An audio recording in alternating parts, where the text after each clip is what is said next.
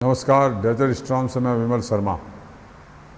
आज से desert storm प्रदेश की राजनीति, चाहे वो भाजपा की हो या कांग्रेस की, उसकी राजनीति के हालात, अंदरूनी मामले, उस पर अपनी विचार, अपनी समीक्षा का एक कार्यक्रम प्रारंभ करने जा रहा है। इस कार्यक्रम की पहली कड़ी में आज हम पेश करें प्रदेश की राजनीति के लिए ये जो सितंबर का महीना है, ये बहुत अहम होने वाला है। इस सितंबर के महीने में राजस्थान के कांग्रेस और भाजपा दोनों ही दलों की राजनीतिक दिशा और दशा तय होगी। राजस्थान की सियासत में यह सितंबर का माह एकदम अहम माना जा रहा है।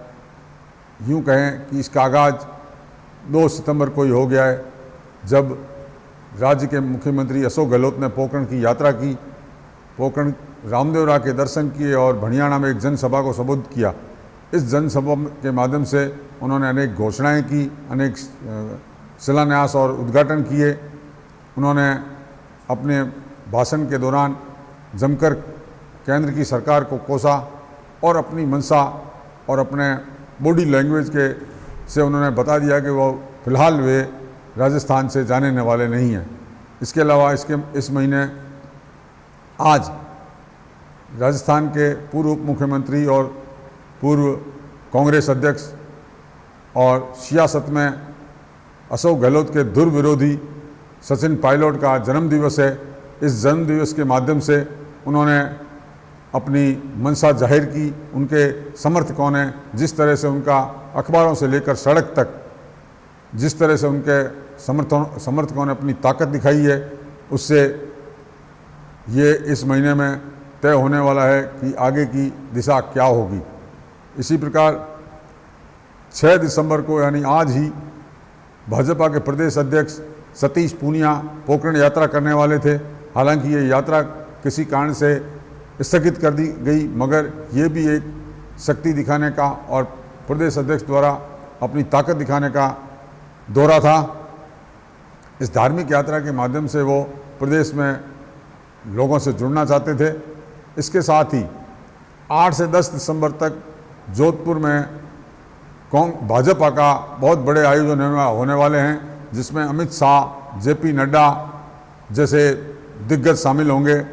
ये जोधपुर में कार्यक्रम आयोजित किया जा रहा है, जिसमें बूथ लेवल से लेकर ऊपर के अधिकारियों का 20,000 से अधिक कार्यकर्ताओं का एक सम्मेलन आयोजित किया जा रहा है। इस सम्मेलन में बूथ से लेकर किस तरह से बूथ स्तर के कार्यकर्ताओं द्वारा मतदाताओं को घरों से निकालकर बूथ तक ले जाए और बूथ से भाजपा के पक्ष में मतदान दे, इस पर विशेष फोकस किया जाएगा।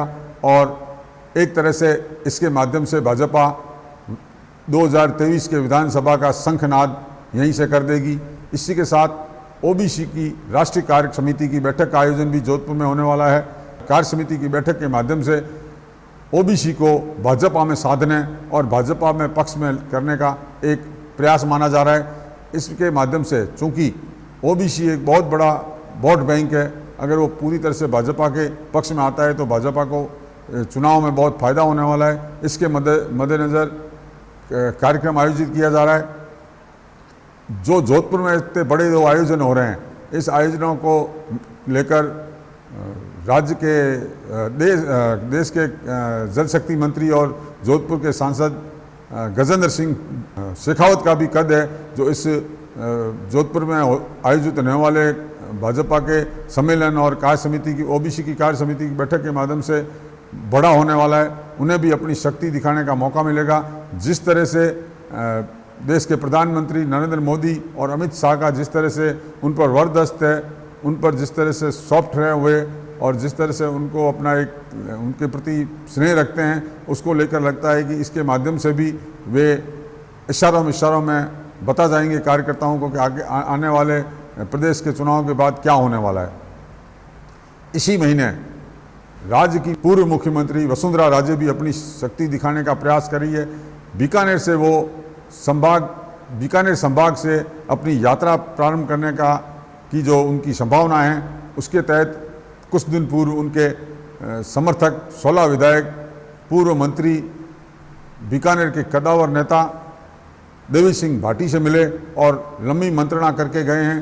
जिससे ऐसा लगता है कि पूर्व मुख्यमंत्री वसुंधरा राजे भी इस यात्रा के माध्यम से भाजपा में दबाव बनाने का प्रयास करेगी और चाहेगी कि वह उन्हें आगामी चुनाव में केंद्र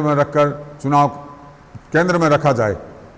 इसको लेकर यह भी हो सकता है कि इस यात्रा, अगर वसुंधरा ये यात्रा करती है, उस यात्रा के बाद में भाजपा के वसुंधरा के रास्ते भी अलग अलग हो जाएं। सितंबर माह में कांग्रेस की राजनीति में एक बहुत बड़ा घटनाक्रम होना है, वो होना है राष्ट्रीय कांग्रेस अध्यक्ष का चुनाव होना। इस चुनाव में जिस तरह की अटकलें लगाई जा रही है कि अशोक गहलोत को बनाया जा सकता है राष्ट्रीय अध्यक्ष, अगर वो राष्ट्रीय अध्यक्ष बनते हैं तो राजस्थान की राजनीति में एक तरह से भूचाल आ जाएगा कि यहाँ की कमान किसको सौंपी जाए और कौन यहाँ का मुख्यमंत्री बने। उसको लेकर भी काफ़ी मतभेद हो सकते हैं, काफ़ी मत हो सकते हैं अपने अलग अलग।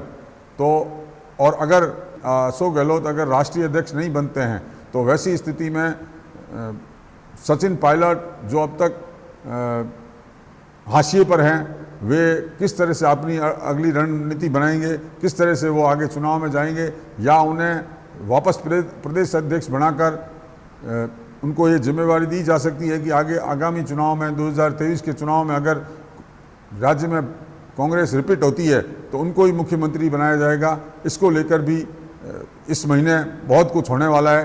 कुल मिलाकर अगर बात करें तो राजस्थान में भाजपा और कांग्रेस दोनों के लिए इस सितंबर माह में दिशा और दशा तय होने वाली है। ये महत्वपूर्ण महीना है जो आगामी विधानसभा चुनाव में बहुत कुछ तय करने वाला है। डेजर्ट स्टॉर्म के लिए अब तक के लिए इतना ही। धन्यवाद।